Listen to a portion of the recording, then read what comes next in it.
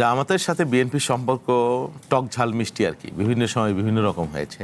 ধরেন নির্বাচনের আগে তারা ক্ষমতায় যেতে চাইলে সেরকম একটা ভাইব তৈরি করে ফেললো অনলাইনে, মিডিয়ায় এবং সব জায়গায়।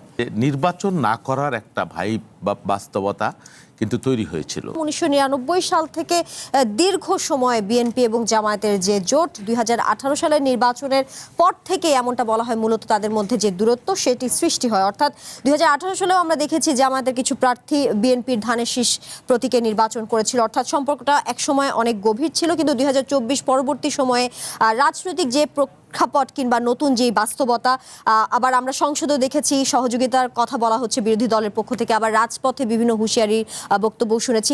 সব মিলিয়ে এই যে বিএনপি জামাতের যে নতুন মেরুকরণ বা বিএনপি বা জামাতের যদি আমরা বলি সংসদে এবং রাজপথের যে দ্বৈত অবস্থান, সেটি নিয়ে আপনার মূল্যায়ন জানতে চাই। আপনি ঠিকই বলেছেন, জামাতের সাথে বিএনপির সম্পর্ক টক ঝাল মিষ্টি আর কি, বিভিন্ন সময় বিভিন্ন রকম হয়েছে। ধরেন আরেকটু আগে থেকে যদি আমি বলি যে 86 সালের নির্বাচন, আমরা তখন 7 দলীয় জোট বিএনপি, 5 দলীয় জোট ছিল একটা, আর আওয়ামী লীগের বোধহয় 11 দলীয় জোট, এরকম একটা ব্যাপার ছিল। তো জামাত ইসলাম আলাদা ছিল বোধহয়, স্বতন্ত্র।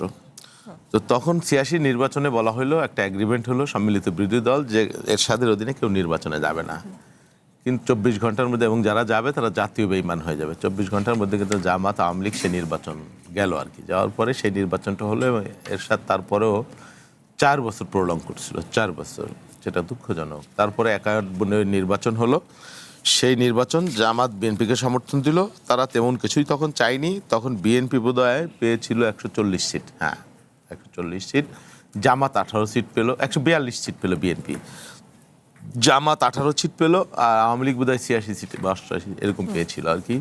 তো সেই নির্বাচনে বিএনপি সাপোর্ট দিয়েছিল এবং জামাতের 2 জন মহিলা এমপি, হাফেজা আসমা খাতুন, হাফেজা রহিমা খাতুন, 2 জন মহিলা এমপি।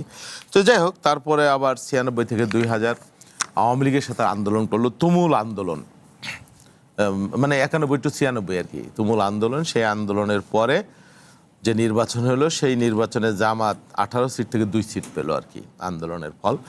আমরা 116 সিট পেয়েছিলাম সরকার গঠনের জন্য। সেই নির্বাচন নিয়ে অনেক তর্ক বিতর্ক। তারপরে ধরেন 11-এর পরে তো জামাত তাদের মতো, আমরা আমাদের মতো, এর মধ্যে দীর্ঘ আন্দোলন সংগ্রামে অনেক ঘটনা অঘটন, অনেক কিছু। তো জামাত, আপনি যেটা বলেছেন 18 সালের যে নির্বাচন, সেই নির্বাচনে জামাত মার্কা ছিল না তাদের, তারা বিএনপির মার্কায় নির্বাচন করলেন, ধানের শীষ মার্কায়। হ্যাঁ, নির্বাচন হয়েছিল। সে নির্বাচনে যাহবর তা তো হলোই। জামাতের যখন নিবন্ধন তাদের প্রার্থীরা নির্বাচন করলো। আবার দেখবেন অগাস্টের পরে এসে সেই ধানের শীষ, নৌকা ধানের শীষ 2 সাপের 1 বিষ স্লোগান দেওয়া শুরু করলো। যেই মার্কা তাদের ছিল না, তারা নির্বাচন করলো যেই মার্কায়। তার আগে আপনি যেটা বলেছিলেন অম্লমধুর সম্পর্কটা, বিশ্বাস অবিশ্বাসের জায়গায় ছিল। ধরেন 18 পরে থেকেই, এবং 23 সালে 22 সালে একটা সমাবেশ, 23 সালে একটা সমাবেশ হলো 10ই অক্টোবর, বিএনপি পল্টন, তারা করলো আরামবাগের এইখানে বোধহয়, এখানে সমাবেশ করলো। আমাদের সমাবেশ কিন্তু লক্ষ লক্ষ মানুষ, সাউন্ড গ্রেড, গুলি, হাজার হাজার রাউন্ড টিয়ার গ্যাস মেরে সব তছনছ করে দিল। আর জামাত ফুলের বিনিময় করে পুলিশের সাথে আসরের রক্তের আগেই কিন্তু তারা ঘরে ফিরে গেল নিরাপদে। এরকম বিশ্বাস অবিশ্বাসের অনেক ব্যাপার আছে। তো এই বাস্তবতার মধ্যে ধরেন এই নির্বাচন হলো। হ্যাঁ, এটা ঠিক যে নির্বাচনের পরে তো ভিন্ন ভিন্ন প্রেক্ষাপট বাস্তবতা আছে।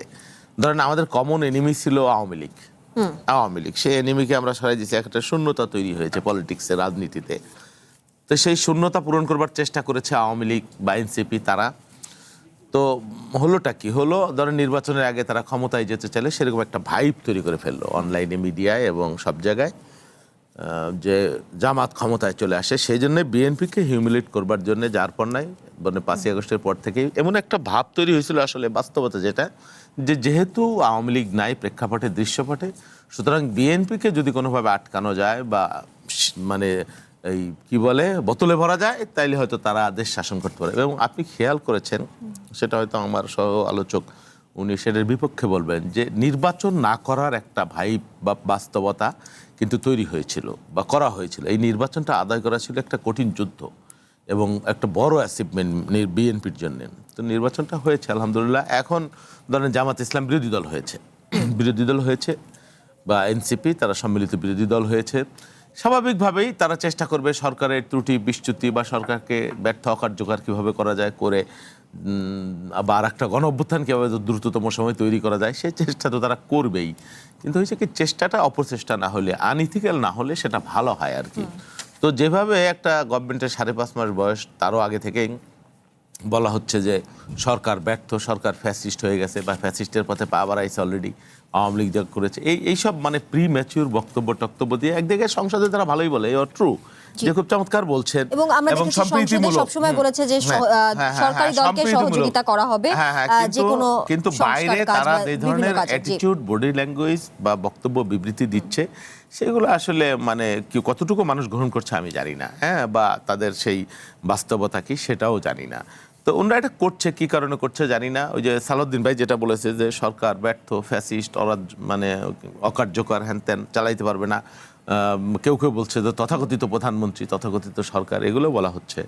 আমার বক্তব্য হলো ঠিক আছে, বিরোধিতা তো হবেই, এটা পার্লামেন্টারি ডেমোক্রেসিতে কথার যুদ্ধ হতে পারে, সবই হবে, কোনো অসুবিধা নেই।